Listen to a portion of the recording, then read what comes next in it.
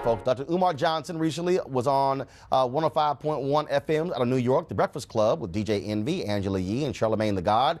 During the interview, Johnson talked about a whole range of issues. It led to him being the talk of Black Twitter last week, and a lot of people were questioning his educational credentials. Now, people ask me, what can we expect from a Donald Trump White House for Black America? And the answer is real simple. You can expect exactly what you got from a Obama White House. Absolutely nothing. Black people know they're not American, but they will fight like hell to protect that identity because they don't want to be identified with who they really are, and that's being African. As long as you have a skill, you can always feed your family. But if all you got is college degrees, you might end up in the unemployment line. I'm a psychologist. Ain't too many black people running around looking for a psychologist to reveal all the skeletons in their closet. All right, folks, joining us right now, Dr. Umar Johnson. Welcome back to the show. Thank you. First and foremost, it was amazing looking at this whole reaction. I mean, I'm sitting here, you know, again, people asking all kind of questions, things are blowing up. And so many people jumped on saying he's not a real doctor, okay? Where did you graduate from and you got your PhD? My undergraduate education was from Millersville University. 3 degrees, political science, psychology, master's in school psychology. Subsequent to that, Pennsylvania certification as a school psychologist, which I've been for almost 20 years. After that, I got my educational leadership master's degree and principal certificate from Lehigh University in Bethlehem, Pennsylvania. And I earned my doctorate degree from the Philadelphia College of Osteopathic Medicine, American Psychological Association approved program, one of the top psychology training programs on the East Coast. 6 degrees in all. And anyone can lift up a telephone and call and verify those degrees. So when you see folks who question your degrees, your response? It's because my narrative is a whole lot different from the average mainstream black scholar. I don't parrot the narrative that the American social order wants black scholars to parrot. I tell the truth. I don't scratch unless I itch, and I don't dance unless I like the music. And because they're not used to having someone with a traditional education posit non-traditional views, people will automatically start to question his credentials. How did he get this far believing what he believes in? Well, you have to play the spook who sat by the door. When I got accepted into those 3 universities, they didn't know what I believed in. They didn't know what I stood for.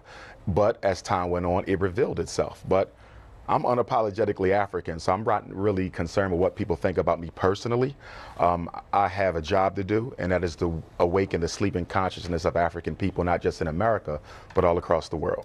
One of the things that you said during the interview, you said that Mandarin was one of the official languages in South Africa. Yes, sir. And others said you were dead wrong. Yes, because I didn't clarify that I was speaking of it being an official language in the public school system of South Africa. So I should have clarified that Mandarin is an official language in the Republic of South Africa's school system. It's not an official language in the country, it's an official language in the school system. And I was speaking of schools, but I didn't clarify that, so that's my responsibility. Also, during that particular interview, you talked about a variety of issues that also got people talking. One of them dealt with your views on interracial marriage. Yes, sir. And so, so explain that for folks who did not hear it. Certainly. Simply put, any black man who is with a woman who's not an African herself is going to have a difficult time getting respect from me. I believe black men need to be with black women. The black family is under attack. Only 1 out of every 4 black women gets married. The black woman is last likely to get married. She's the last married, the first divorced. We have what? 2/3 of our children being raised by working class and impoverished single black female-led house homes. The destruction of a nation begins in the home of its families. And if we want to save black people, we have to save the black family. And in order to do that, black men have to commit themselves to black women. So when you talk about not getting your respect, so if that's the case, you're saying President Barack Obama to get your respect because his dad married a white woman? Oh, not at all. Would Harry Belafonte? Not at all. I want to be very clear about something. As Pan-Africanists, the product of an interracial union is an African. I have heroes who are biracial. Some of the grandfathers of Pan-Africanism were of mixed racial ancestry. You don't blame a child for how they got here. But I'm asking you this here. Harry Belafonte has a white wife. No respect for him?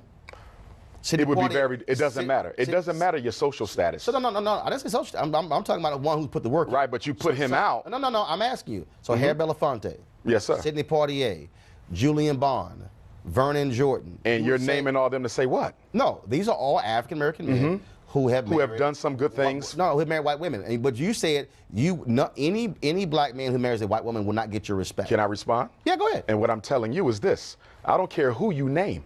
I don't care how much work you did for black people. Your greatest commitment to black people is being committed to a black woman. It is still a contradiction. No matter how much you think you did for the struggle, if you really were concerned with black people, you would have committed yourself to a black woman. So it doesn't matter how successful they are. It doesn't matter how great you may claim them to be. At the end of the day, you didn't think enough about your own people to marry a woman who looks like you. Frederick Douglass. Yes, sir. An ancestor of mine. So when you say ancestor, what does that mean? Well, let me break it down. Because, again, some have said you tried to claim that you are a descendant of Frederick Douglass. Okay, so let's deal with that. So hold on one second. Here's a statement from the family. Let me go ahead and read this, please. The family of Frederick Douglass has received numerous inquiries about Umar Johnson questioning his relationship to Frederick Douglass. There have also been questions about his legitimacy of his PhD and the handling of the donations he's received for his school that he is promoting. We can tell you with 100% certainty that he is not a descendant of Frederick Douglass. With that being said, Mr. Johnson is very careful not to bill himself as a descendant, but he doesn't correct people when they refer to him in this way. He calls himself a blood relative, which is a nebulous reference designed to make people think he is a descendant. We have researched his explanation of being a blood relative to the great abolitionist. Some of the information he provides is accurate, but an extremely important piece of his explanation with regards to a documented relative of Frederick Douglass is false. The information he recites correctly is from the public record, so his knowledge of our family ancestry is far from definitive proof. Two things there. One, he's not a descendant of Frederick Douglass, okay? I would concur with that, all right? But then two, you also heard that some of the things he says is correct. So the question becomes, he's either related or he's not, okay? So are you related? I'm about to answer your question Okay. if you allow me to do that. I am a blood relative of Frederick Douglass. My name is on the family tree. We have a family reunion every 2 years. What they're talking about, and I want to make sure you're clear, they're talking about whether or not I come through the loin of Frederick Douglass, which I do not, nor have I ever claimed, okay? I have more videos on YouTube than any other scholar. I speak around the world more than any other scholar. Show me where I've ever said I was a descendant. I've only claimed one thing, kinsman. How am I kinsman? If you ever read any of the autobiographies of Frederick Douglass, he talks about growing up on Tuckahoe Creek with Cousin Stephen. Cousin Stephen is Stephen Bailey, Dr. Umar Johnson's 4 times great-grandfather, whose grave I just visited last week. I go every year. Okay, that's my 4 times great-grandfather. He married my 4 times great-grandmother, Caroline Wilson Bailey. From that union came my 3 times great-grandfather, George Washington Bailey, the first black public school teacher on the Eastern Shore of Maryland. He married Grandmom Annie. They had Grandmom Caroline. Okay, she had Grandma Vivian. Grandma Vivian married a Spanish-speaking Cuban immigrant, Grandpop Cicero. They had Grandmom Ida, who's still alive, who married James Johnson, who had my father Jamal, who married my mama Barbara, and from that union I was born. I am a blood of Bailey. I am not married in. What they're talking about is strictly descendancy, something I've never claimed. Am I a kin? Do I directly come from the loin of the first cousin and potentially half-brother of Frederick Douglass? And the reason I say potentially, the slave master who owned our family, a white man named Aaron Anthony, raped Frederick's mother and raped Stephen's mother, my ancestor. And there's significant evidence to suggest that. Some people could still argue, though, that they were not brothers because it's not conclusive. Fine, throw that out. I'm still a kinsman because I come through the blood of his first cousin. You talked about, again, respect. You respect? I don't talk about respect. I get tremendous respect from my people. I'm not talking about that. Do you respect Frederick Douglass? Yes. But he had a white wife. He did. So that's what I'm sure. I'm gonna clarify. Why is that an issue? Why is that if you put in the work and you have the history? Who cares who you marry? I already answered that question, and I told you I don't care how much work you put in. If you don't commit yourself to a black woman, ultimately you wasn't totally committed to the struggle. Even Frederick Douglass. Even Frederick Douglass has to be criticized, as I did on the Breakfast Club. Now, it has to be put in context. He didn't marry the white woman until he was an old man, after his wife, Anna Murray Douglass, of 50 years, a blue-black chocolate woman through whom all my cousins were born. He was an old man when he did it, but nonetheless, he did it. And yes, he has to be criticized on that, because a black man needs to be with a black woman, and it is a contract contradiction. I don't care how much work you think you've done for black folks to not commit yourself to a black woman. Hold tight 1 second. I got more questions when we come back. I would argue the reason black men marry white women is because they wish they were white themselves. And having the white man's prize, his queen, is a psychological symbol to myself that I am equal to him. We're back with Dr. Umar Johnson. In that particular statement, the family also addressed this here. You talked about taking over the buildings or the land of a black school that was shut down. Yes, sir. HBCU St. Paul's College. And you were raising money for it. First of all, how much money has been raised, and what's the status of that project? Well, St. Paul's has been sold. Approximately 3 to 5 months ago, I was told by the auction company in charge of the sale that it was been sold to a developer. So how much money was raised? What the people gave? All kinds of people gave. How much was raised, and what's the status of that? $700,000, and the status is we're still looking for a school, and the status is my start date for FDMG will be 8/21/18, or if at all, it may be delayed to 8/21/19, which is the anniversary of the Nat Turner War. When you say looking for a school, why not start a charter school? I mean, you can start a school. Because charter schools are owned by the state, and I'm a Pan-Africanist. I believe what is to be done for black people must be done by black people. Why do I want a charter school? So you want a private school? Exactly. Independent school. Lauren. So the question of interracial marriage, Yes, I mean, ma'am. come on, man.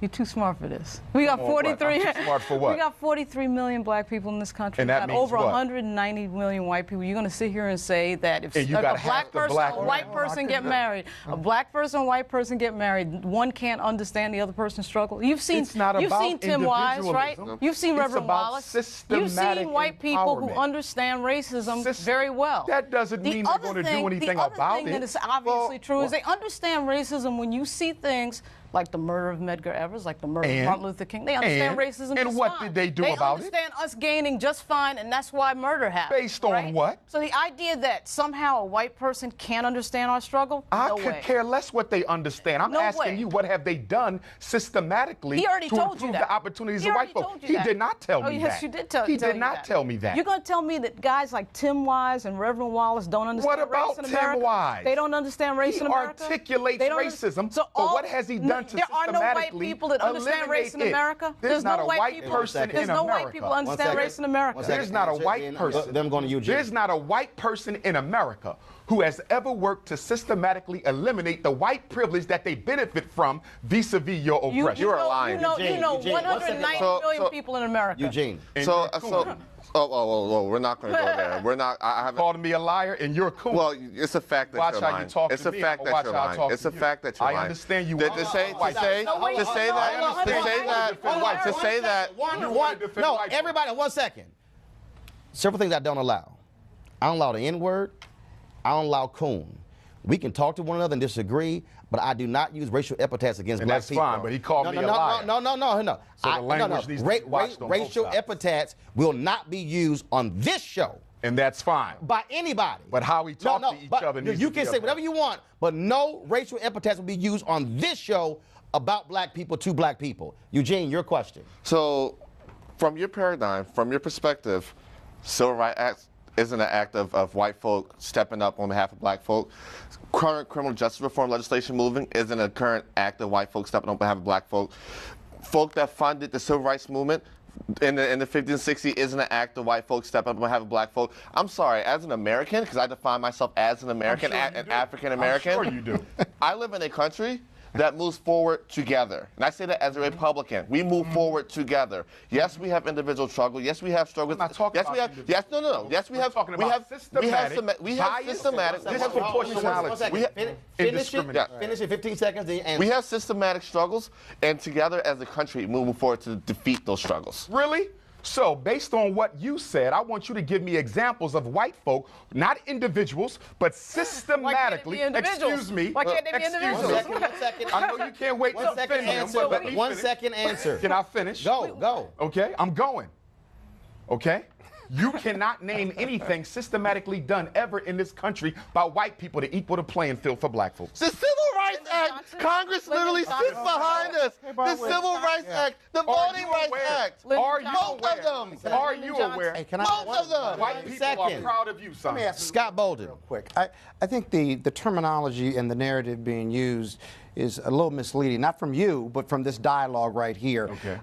You know, it's one thing to sympathize with the struggle. It's another one to empathize with the struggle. Very different. When you talk about marriage being a political choice, and that one of the arguments that you made that I tend to agree with is that if you don't marry a black woman, then she can never support and comfort and value your day-to-day struggle as a black man.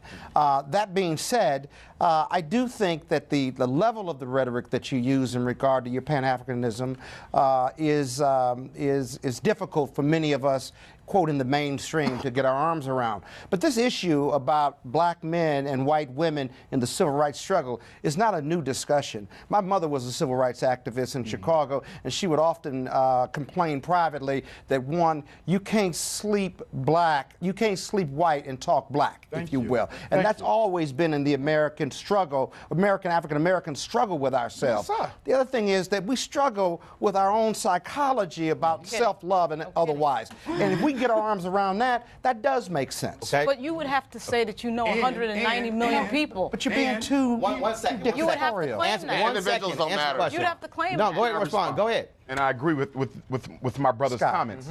Brother Scott, he brought up the Civil Rights Bill. But what he did not talk about in relation to the Civil Rights Bill is there were two words included in that bill that ultimately served to take away from black people what that bill was intended to deliver. They added gender and they added sexual orientation. And as a result of that, white women and homosexuals have been able to strip black America from the intended gains of the Civil Rights Act. So there was still racism in that bill if you will study that history. But Umar, your question was, has anyone black ever systematically done, has anyone white ever systematically done anything? Systematically. White America. So LBJ would be the answer for that, No, I want because you to that's get- the government. No, I don't think you That's heard a the question. systematic move. No, you didn't hear the question. I What heard has? it No, just you fine. did not. No, Yeah, I you did. didn't. Yeah, I You're did. so quick to defend white Yeah, folks I that did. you're not listening. No, Hold I'm on. not trying to I defend literally white have folks. 45 seconds, so restate the question and give an answer. You got Okay. 45 All right, seconds. let's get an answer. The question was, what has white America done? Right. Not individuals. Systematically, individuals? You Why won't not even let me individuals? finish. Yeah, because You're that in love with white folks, you won't even let me finish. Point on everything. Finish Got it literally out 3 times. 20 Got it seconds. out 3 times. There is no bigger Go. system than the 20 US. seconds, I'll finish. The US And in 20 government is seconds, the I would say that the panel that you have here, who are extremely intelligent, do not represent the everyday black man and woman struggles, and then because of that, they can articulate. And you them represent effectively. 43 million people All right, in this folks. country? I don't think so. I appreciate it. Thanks so I don't much. think you represent. Weekdays on TV One. I will never lie to you. Oh my God. Roland Martin, He doesn't want to talk to us. He wants to ignore us. uncensored, Hell no. That ain't no cut it, boo. unapologetic, No, that is fundamentally false. You are wrong. He unfiltered, wants an America where we all look alike. He ain't talking about black people. unrelenting. You better go work out, because you got a fight on your hands. News One Now with Roland Martin. Weekdays at 7 a.m. on TV One.